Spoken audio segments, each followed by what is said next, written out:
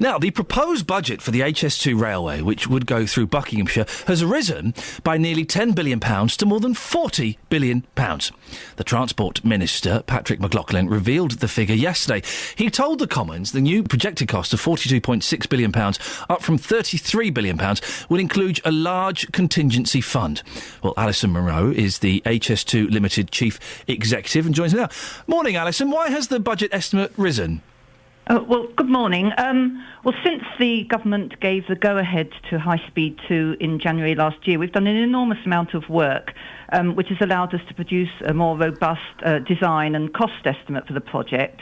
So there have been some additional provisions that we've made, for example, more tunnelling in the Northolt area and near Birmingham. £10 billion more is quite an additional cost, isn't it? But in addition to that, as you noted and as the Secretary of State said yesterday, because we have now moved to talking about a funding provision rather than just a cost estimate, the government is taking a more conservative approach in terms of how much we need to allow for risk and contingency.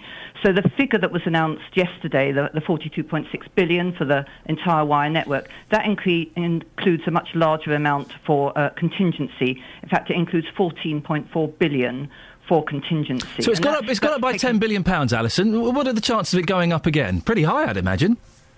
No, as the Secretary of State said again yesterday, it's absolutely important now that we've got a much firmer and more robust estimate, and now we really need to control the costs. So, Alison, are you saying, because we will clip this, and I don't want to get you back in 6 months and play this to you again, are you saying that this new cost of £42.6 billion, that's it, it won't go any higher than that? Well, what this £42.6 billion figure Are you saying that's it and it won't go any higher than that? What it's saying is that there's a 5% chance that we might exceed that figure. So there's we're very confident that we can... What does that mean? I don't know what that means. There's a 5% chance. So we have a 95% certainty, not 100% certainty, but 95% certainty that figure is enough. Hedging your bets, aren't you? Well, no one will ever say that something is 100% certain, but the important thing is that the Secretary of State has given us a very challenging target. Where do you get the figure of 95% from? How did you come about with that? There are well-established techniques to estimate the risks of projects, and we've gone through a very thorough process. What are they? So, they use complicated modelling techniques where you look at all of the risks on the project and quantify those. OK, so the figure that's come up with is you're 95% certain this will not go above £42.6 billion. That's right. Excellent. But beyond that, we are being set a more challenging target. So we in High Speed 2 Ltd have been given a target for Phase 1 of £17.16 billion, which only allows us a 10% contingency. Okay. So we are under very strong incentives to make sure that we don't actually use all of that contingency that's in the £42.6 billion. But there is a 5% chance it may go above 40. So there is a chance it might go even higher than 42.6. There's a very small chance, but actually it's much more likely that we will come in below the 42.6 Is it true billion, they didn't? That's very much our intention. Is it true what I'm reading? They didn't factor in the cost of the trains?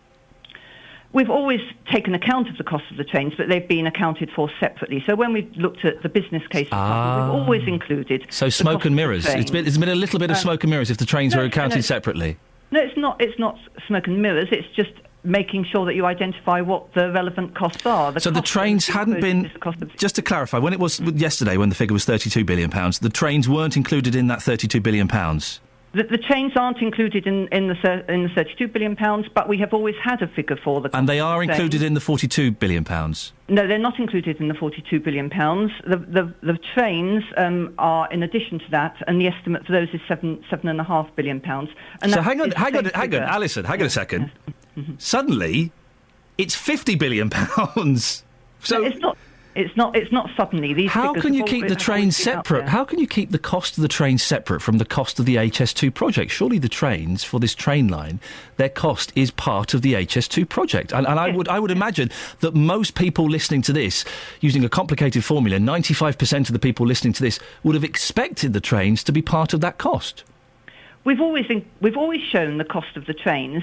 They've been identified as a separate item, so we've been hiding absolutely nothing. Why would you not include that? Why would you include it as a separate item? The HS2 project is a rail project. The trains, I've always assumed, I'm sure most of the listeners have always assumed, that the trains were part of that cost. So suddenly, HS2 has gone from £32 billion yesterday, extra £10 billion that was announced yesterday, and now the trains, it's £50 billion.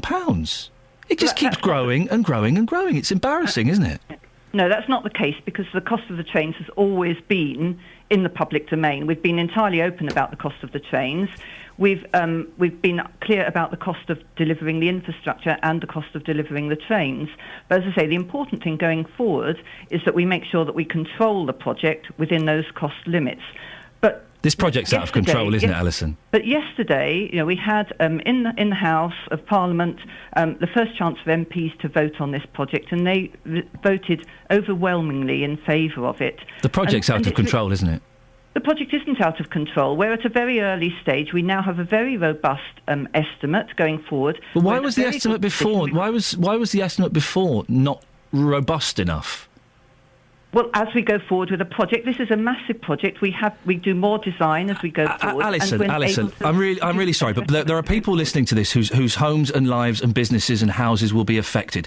To suddenly say, oh, now this plan is more robust. Now we've thrown an extra £10 billion at it. It wasn't very robust 2 days ago, but now it's more robust, an extra £10 billion. There will be some people who will be laughing and saying that's ridiculous.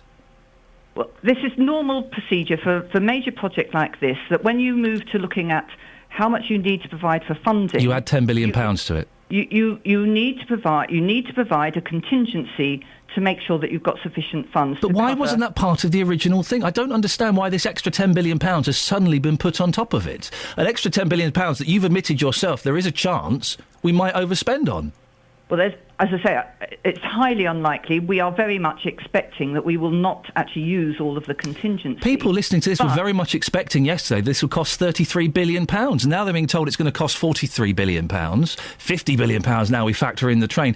It's just ridiculous, isn't it? Well, we don't expect to use all of that contingency. But the benefits of the project are clear. We are behind other countries in terms of our transport infrastructure. HS2 is really seen as the engine for growth. By some people. Well, by the middle of the next decade, parts of the existing railway are essentially going to be full, and that will provide a brake on economic growth. So we need to do something about our transport infrastructure. Alison, we have to end it there. Thank you very much indeed. Alison Munro, HS2 Ltd Chief Executive. They've reached the figure that they're 95% likely they will not go over the £42.6 billion spend, using a series of very complicated formulas that will be too complicated for you to understand, I'm sure. I really thought... Am I being naive and stupid? When it was £33 billion yesterday, I assumed that included the cost of the trains. Was it obvious the trains weren't included in that original price?